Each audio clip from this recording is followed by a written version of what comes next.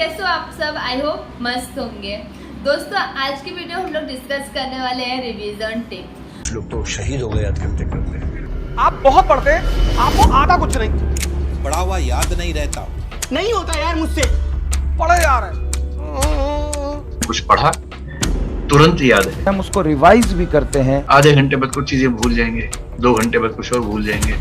बहुत ही इंपॉर्टेंट है क्योंकि हमारे एग्जाम को सिर्फ 2 महीने रह गए हैं, तो एज वेल एज कि अपने स्टडी के साथ अपने रिवीजन का भी ध्यान पूरी तरह रखें, जिससे कि हमें एग्जाम के टाइम पे बहुत ही कम रिवीजन में और बहुत ही अच्छा आउटपुट लाना है। दोस्तों जिनका बोथ ग्रुप का एग्जाम्स है उनके लिए बहुत ही डिफिकल्ट हो जाता है कि हम लोग को 12 आवर्स से भी कम आवर्स मिलते हैं रिविजन के लिए, जिसके लिए हमको बहुत ही ज़्यादा एग्जाम में बोलते ना डिफिकल्टीज फेस करनी पड़ती है और पेपर अच्छे नहीं जा पाते हैं। जिनका सिंगल ग्रुप में हमको 1.5 दिन मिल जाता है और वो आराम से पढ़ाई अपनी कंप्लीट कर लेते हैं, मतलब एक बार रिविजन कर लेते हैं ऑलमोस्ट पूरी बुक। बट जिनका बोथ ग्रुप रहता है उनके लिए इशू होता है, क्योंकि लास्ट एग्जाम में मैं बोथ ग्रुप दे रही थी, इसके लिए मैं बहुत ही अच्छे से समझ सकती हूँ कि चीज़ों को बहुत ही फेस करना पड़ा था और मतलब बोलते ना 12 घंटे में 10 घंटे में रिवीजन करना बहुत ही मुश्किल पड़ रहा था मेरे लिए। तो मैं इस चीज़ों को बहुत अच्छे से एक्सप्लेन करना चाहती हूँ आपको कि आप क्या गलती ना करें जिससे आपके रिवीजन में बाद में आप ना कर पाए और आपको आउटपुट बहुत ही कम मिले। 3 चीज़ आपको बहुत अच्छे से ध्यान रखनी है। पहला चीज़ ये है कि आपको रिवीजन करने के पहले आप जब नोट्स बनाते हो, जैसे देखो आपका पहला रिवीजन ऑलमोस्ट चालू हो जाएगा नवंबर से, अगर नहीं चालू हो रहा अभी भी आप पढ़ाई को कंटिन्यू रख रहे हैं तो ठीक है, पढ़ाई को कंटिन्यू रखो। पढ़ाई को कंटिन्यू के साथ आपके साथ जो भी नोट्स हैं उसको लिखते हुए जाओ, शॉर्ट में नोट्स लिखो, लिखते जाओ। स्टिकी नोट और क्या नाम है अपने मार्कर्स का यूज़ करो, जिससे कि आपको बहुत ज़्यादा अच्छे और हाईलाइटेड नोट मिल जाएगा। ट्राई करो हाईलाइटेड यूज़ करो, अपने बुक्स पे हाईलाइट करो जो कि आपको अच्छा लगे। आप 3 कलर का पेन यूज़ जरूर करो, रेड ग्रीन ब्लू, जिससे कि आप उस चीज़ों को अंडरलाइन करते जाओ जिस चीज़ों से आपको ये लगता है ना कि इंपॉर्टेंट है, ऑब्जेक्टिव्स में पूछ सकता है या क्वेश्चन पूछ सकता है। आपको एग्जाम के दिन वही चीज़ों को रिवाइज करते जाना है। अगर आपका ऑलरेडी नोट्स कंप्लीट हो गया, ऑलरेडी मतलब आपकी स्टडी कंप्लीट हो गया, आपके लेक्चर्स कंप्लीट हो गए, आप खुद सेल्फ स्टडी से एक बार पढ़ाई कर चुके हो, तो सेकंड टाइम में आप क्या काम करो, चीज़ों को पढ़ो, आपको क्या लग रहा है, क्या इंपॉर्टेंट लग रहा है, आप उसको शॉर्ट नोट्स बना लो, लिख लो बुक में। या फिर आप एक काम करो कि आप स्टार बनाते जाओ। जब फर्स्ट रिवीजन करो तो उसमें आपको समझ में आएगा ये ज़्यादा इंपॉर्टेंट है, इसको एग्जाम के पहले रिवीजन करना है 3 स्टार, इससे थोड़ा कम है स्टार 2 स्टार, और जो ऐसा लग रहा है कि अब दोबारा रिवीजन करने की जरूरत नहीं है उसको कोई स्टार मत दो, एज वेल एज 1 स्टार दे दो अगर जो लग रहा है थोड़ा सा इंपॉर्टेंट है। और उसके साथ साथ आपने इतना कर लिया तो आपके ये चीज़ें हो जाएंगी। बट एक चीज़ और, ये सब चीज़ें प्रैक्टिकल के लिए ठीक है, सम्स वगैरह ठीक है, बट आपका प्रैक्टिकल के लिए एक चीज़ और भी इम्पोर्टेंट है, फॉर्मूला। लास्ट मोमेंट में हमको फॉर्मूला कुछ यहाँ पे रहते हैं, कुछ वहाँ पे रहते हैं, कुछ वहाँ पे रहते हैं, वो मत करो। एक काम करो, चाहे तो फॉर्मूला बुक बना लो, उस पर सारे फॉर्मूला लिखते जाओ, करते जाओ। जैसे एफ का फॉर्मूला एक ही बुक बनाओ, एफ कॉस्टिंग डिवाइड कर दो, एफ कॉस्टिंग डी और तीनों का फॉर्मूला लिखते जाओ। रिवाइज भी हो गया आपका और फॉर्मूला भी लिख गया, तो आप ऐसे भी कर सकते हो। फॉर्मूला भी आपका रिवीजन हो जाएगा और एक ही जगह मिल जाएगा, तो आपको एग्जाम के दिन फॉर्मूला के लिए अलग अलग पेज ढूंढना नहीं पड़ेगा, आपका फटाफट फॉर्मूला होगा, आप उसी टाइप के सम देख लोगे, आपका कवाद खत्म। तो आप ऐसा भी कर सकते हो। उसके साथ फिर आपको क्या काम करना है, नेक्स्ट टिप फॉर थियोरी।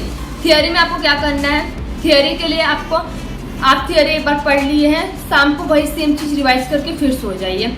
आपको थियोरी मंथ में 2 बार रिवाइज करना है। जैसे आपने आज थियोरी का पहला चैप्टर पढ़ लिया, एक बार चाहे रिवीजन करें चाहे पढ़ाई करें, आप यही मेथड आजमाइए। आपने पढ़ लिया, फिर 24 घंटे पहले एक बार और रिवाइज कर लीजिए, फिर 1 हफ्ते में रिवाइज करिए, फिर उसके बाद 15 दिन में, फिर 1 महीने में। ऐसे करके अगर आप रिवाइज करें तो चीज़ें आपके माइंड में बैठ जाएगी, कॉन्सेंट माइंड के साथ साथ सब कॉन्सेंट माइंड में भी बैठ जाती चीज़ें और अच्छे से लर्न रहती है, जिससे आप अच्छे से एक्सप्लेन करके लिख सकते हो। ट्राई करो चीज़ों को अपने वर्ड में समझने के लिए, ना कि पूरा टेक्निकल वर्ड में समझने के लिए। अगर आप अपने वर्ड में समझोगे तो चीज़ें और अच्छे से एक्सप्लेन करके आप अपने एग्जाम में लिख सकते हो। ऑब्वियसली ध्यान रखने की बात है कि आपको टेक्निकल वर्ड ध्यान रखने पड़ेंगे, लेकिन उसके साथ साथ आपको अपने वर्ड में चीज़ें वो समझनी पड़ेगी, तो आप ऐसा कर सकते हो। टीचर बार बार स्विच मत करें, एक ही टीचर पे रहें। और रिवीजन के लिए आप मैराथन जरूर यूज़ करें, क्योंकि मैराथन आपकी चीज़ों को बहुत अच्छे से एक्सप्लेन कर देती है और शॉर्ट में आपको सारे नोट्स बना के दे देती है, जिससे आपको बहुत अच्छे से चीज़ें समझ में आ जाएगी। और अगर आपको चीज़ें नहीं समझ में आ रही तो भी आप अच्छे से पढ़ाई अपनी कंप्लीट कर सकते हैं, आप ये भी कर सकते हैं। उसके बाद आप ये सब को कंप्लीट करके कम से कम 2 से 3 टाइम आपको रिवीजन करना कंपलसरी है। अगर आप सिंगल ग्रुप दे रहे हो तो आपके पास 1.5 महीना इनफ होता है रिवीजन करने के लिए। अगर आप बोथ ग्रुप दे रहे हो तो 3 मंथ में रिवीजन करिए।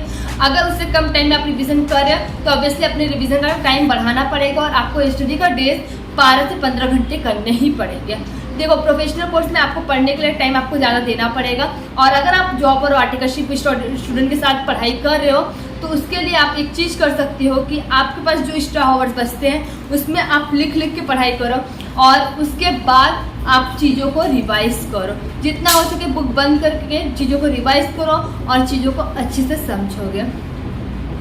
एक लास्ट टॉपिक, एग्जाम देने से पहले आप लास्ट 3 इयर्स के पेपर को आंसर के साथ देख के लिखो, जिससे कि आपका मार्क्स बढ़ने के चांसेस बढ़ जाएंगे। ये चीज़ें मुझे कोई नॉर्मल लोगों ने नहीं बताया, एज वेल एज जो ऑलरेडी सीए बन चुके हैं उन्होंने मुझे हैंड्स प्रूव किया है कि चीज़ों को देख के भी लिखने से कितना बड़ा इम्पैक्ट आता है। आपको पता है, आप पढ़ाई स्टार्ट करने से पहले अगर चीज़ों को 3 बार लिख लेते हैं, उसके बाद पढ़ाई स्टार्ट करते हैं, आपको पहले से पता चल जाता है आपके कौन से पेपर में वेटेज ज़्यादा है, कौन से में कम है, कैसे क्वेश्चन आते हैं एग्जाम में, कैसे नहीं। तो ऑब्वियसली आप ट्राई करें कि एक पेपर को आप 3 बार लिखें, मतलब एक सब्जेक्ट के पेपर को 3 बार लिखें। लाइक ऐसे अभी मैं 2022 के दिसंबर का अटेम्प्ट देने जा रही हूँ, जून का अटेम्प्ट लिखी, 2021 के दिसंबर का अटेम्प्ट लिखी और 2020 का पूरा ऑब्जेक्टिव था उसका छोड़ दो 2019 के दिसंबर का अटेम्प्ट लिखी। 3 पेपर एक सब्जेक्ट का लिखी ईच पेपर, तो मुझे उससे मार्क्स बढ़ जाएगा और उसके साथ साथ मैंने मॉक पेपर का भी प्रैक्टिस कर लिया, तो मेरे मार्क्स के चांसेस बहुत बढ़ जाएंगे। और ये जो तीनों पेपर आपको लास्ट 3 ईयर के लिखने हैं, वो 3 पेपर आपको देख के लिखने हैं, मतलब आपका जो सजेस्टेड आंसर रहेगा उससे आपको डायरेक्ट अपने नोटबुक पे देख के लिखने हैं। एंड ट्राई करना है कि वो पेपर आपका 3 घंटे में कंप्लीट हो जाए। 3 घंटे तक आपको उठना नहीं है, आपको कहीं जाना नहीं है, बस बैठ के वो पेपर को लिखना है। आप ऐसे करके अपनी चीज़ों को और अच्छे से चीज़ें समझ सकते हैं और अपने चीज़ों को अच्छे से प्रिपेयर कर सकते हैं। एंड आपका लिखने का भी प्रैक्टिस हो जाएगा, जो कि हमारा 2 साल में प्रैक्टिस बिगड़ गया है टाइपिंग की वजह से। तो दैट्स वाई कि आपको ये चीज़ें करनी ही है करनी। तो अगर आप ये टिप फॉलो कर लेते तो आपका रिवीजन भी अच्छा हो जाएगा और आपके मार्क्स भी बढ़ने के चांसेस हो जाएंगे। ये वही टिप्स है जो मैं ऑलरेडी करने वाली हूँ या कर रही हूँ। हाँ, और इसके पहले मैंने ट्राई नहीं किया तो ऑब्वियसली मैं आर्टिकलशिप में ज्वाइन हुई, तो वहाँ पे मुझे जब अटेम्प्ट लगा मैं बहुत रोना चालू हुआ, 2-3 दिन डिप्रेशन में थी। ऑब्वियसली ऑफिस जब गई तो फिर सर ने मुझे चीज़ें सिखाई, बताई कि चीज़ों से क्या फ़ायदा हो सकता है एंड मेरा अटेम्प्ट लगने से भी बच सकता है। पहले मुझे ये चीज़ें नहीं पता थी। हाँ, अभी मुझे ये चीज़ें पता हुई। मैंने SMOMSN का पेपर लिखा 3 बार एंड मुझे सही में पता चला कि कौन से पेपर, कौन से सब चैप्टर इंपॉर्टेंट है, कौन से क्वेश्चन इंपॉर्टेंट है, इंस्टीट्यूट कैसे क्वेश्चन घुमा के देता है, जो कि मैं जून का अटेम्प्ट देने के बाद भी मुझे उतना पता नहीं चला। तो ऑब्वियसली ट्राई जरूर करना। अगर आपको वीडियो पसंद है तो प्लीज़ लाइक से सब्सक्राइब जरूर करना एंड कमेंट में बताना आपको कौन सा वीडियो और चाहिए और कैसे वीडियो चाहिए। Thank you so much, bye bye.